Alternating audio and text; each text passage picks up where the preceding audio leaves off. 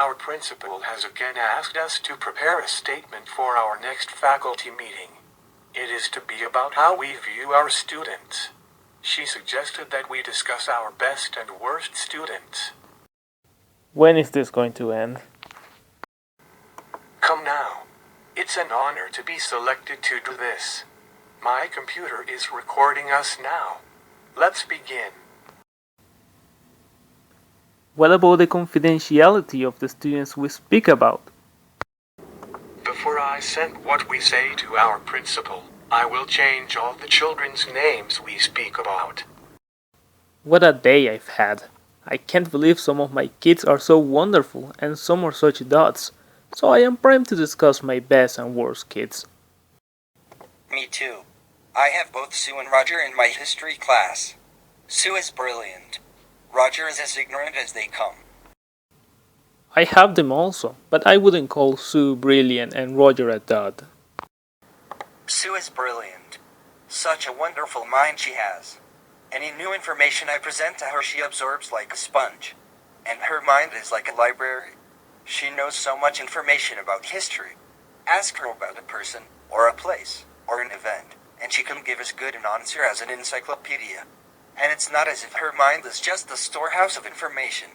She has also learned to think about events the way a historian would, to use the same type of evidence in a discussion as a historian would, and write the same way as a historian would.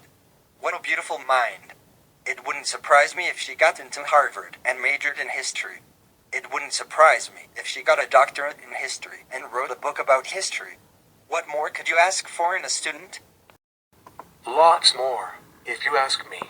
I also have Sue in my class, and she is really out of it. All she does is memorize whatever you tell her. She has no ability to apply anything you tell her to her everyday world. That kid is going to be a social misfit, not good for anything more than being an ivory tower researcher in a university. She will never be able to relate to people in a social setting. She will never be able to succeed in a job in an industry where you have to do something practical. She will never be able to be a good parent, even though she might be able to quote you something about psychology, along with the author and page number of the book where the quote came from. And the next thing you are going to tell me is that Roger is great. Yeah, Roger is wonderful. He is going to be an outstanding member of society, a marvelously productive contributing member of his community.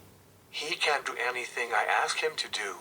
He may not be able to repeat what I say word for word, but everything I teach him he transforms into some useful social behavior. Any skill I teach him he learns in no time at all.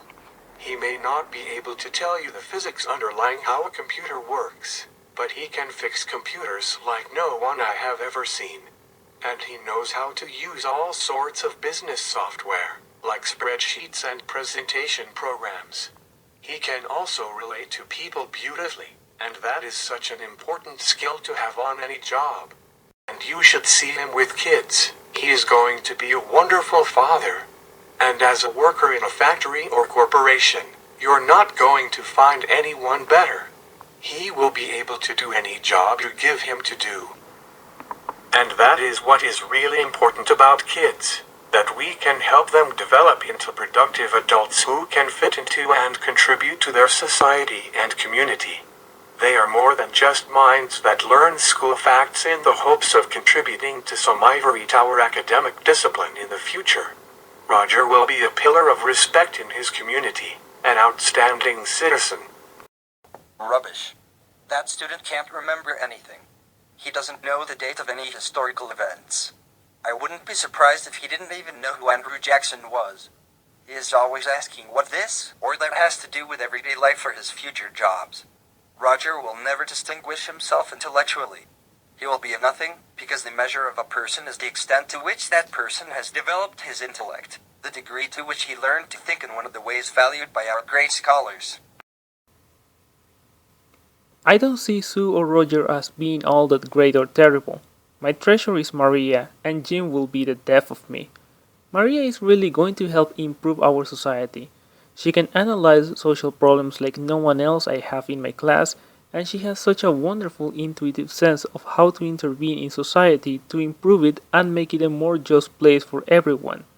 Just the other day, she got a letter to the editor printed in our local newspaper that criticized how our town was handling recycling, about the need for adults to preserve our environment for the benefit of their children. And that letter came out the day before the city council voted on recycling, and the city councilors voted to clean up the city dump partially because of Maria's letter. Maria is going to be a wonderful social change agent, an outstanding adult who makes the world a better place for everyone. But she is always challenging everything and asking why, why. She will never fit into society as a productive member of our workforce. Kids should not just be made into little cogs in the machinery of society that unthinkingly perpetuate our status quo. They should always strive to make our world a better place. They should always be looking for social injustices and attempting to improve society. What do you have against Jim? He's one of the most beautiful children in my class. He's developing in such interesting ways according to his own unique innate nature. He's such a wonderful flower. He thinks in such unique ways, has such an interesting perspective on life, and his oil paintings are so beautiful. Have you read any of his poetry or listened to him play the guitar? He's living life and experiencing life in a rich way that goes so far beyond that any of the other kids you have mentioned. Jim is a mush mind. His mind is not at all disciplined. He is like a 10-year-old in his way of thinking about history, rather than a 13-year-old. Children grow according to their own internal timetables and developmental needs, not according to some linear standards set out by our school curriculum. You have to develop children for who they are, not who you want them to be. Come on, LC. Jim is never going to become a productive adult member of society unless he has some extraneous occupation, like music or art. What? We need to view children as children, not as potential adults. We need to see children as the beautiful creatures they are, not as the adults they might be. Children are children first and foremost, not future academics or adult workers. They are wonderful conglomerates of uniquely interrelated intellectual, social, emotional, physical, and artistic abilities. No way. We need to view children primarily as minds. The essence of mankind is our ability to think and reason in the disciplined ways developed by our culture. The essence of mankind is our ability to acquire and understand the ideas generated by the great scholars who have built the cultural foundations of our society. Jim just doesn't have it. Yes, sort of. But we need to see kids from the perspective of their potential as future adults. Not just as minds, but as constructive workers who can perpetuate our society. The essence of man is his ability to act, not just his ability to think as a scholar, but his ability to behave in ways that contribute to maintaining our society. I disagree. The essence of kids is not primarily their ability to reason or act, but their ability to think and act in the context of a value system that will bring about a better society than the current one.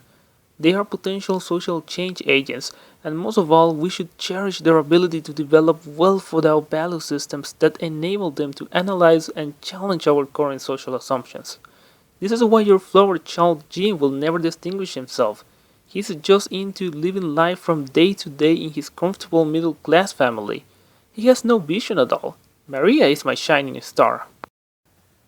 You know, with all this talk of our best and worst students, I sometimes wish that things were the way they used to be. How so?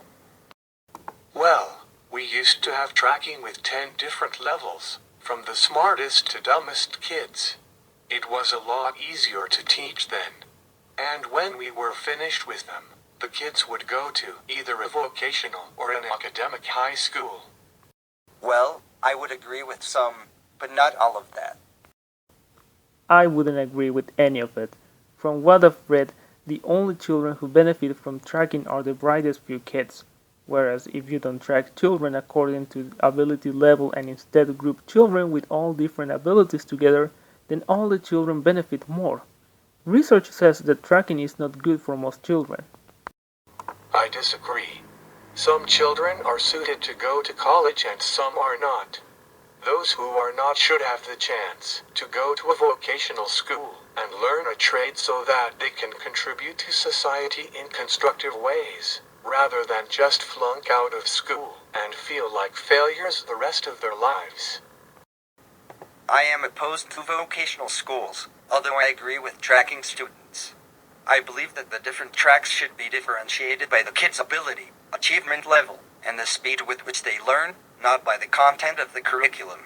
All children should be exposed to the same high-quality academic content, but they should be grouped in such a way that the gifted and smartest kids are not held back by the others, and in such a way that it is easiest for us to teach them. That is because you are really just interested in the brightest children. But what about those children who are wonderful with their hands, but cannot do well on academic tests? And what about the children with learning disabilities, physical challenges, or social and emotional problems who find it difficult to keep up with your academically talented students? Yes, every child has gifts of one type or another and problems of one type or another. Just think of the discussion we just had about our best and worst students. I have had enough. We have done what we were supposed to do in speaking about our best and worst students. I think we should finish up and get out of here. I want to go home too. I agree for once. Let's get out of here. Okay. I will give a transcript of our discussion to our principal by tomorrow noon.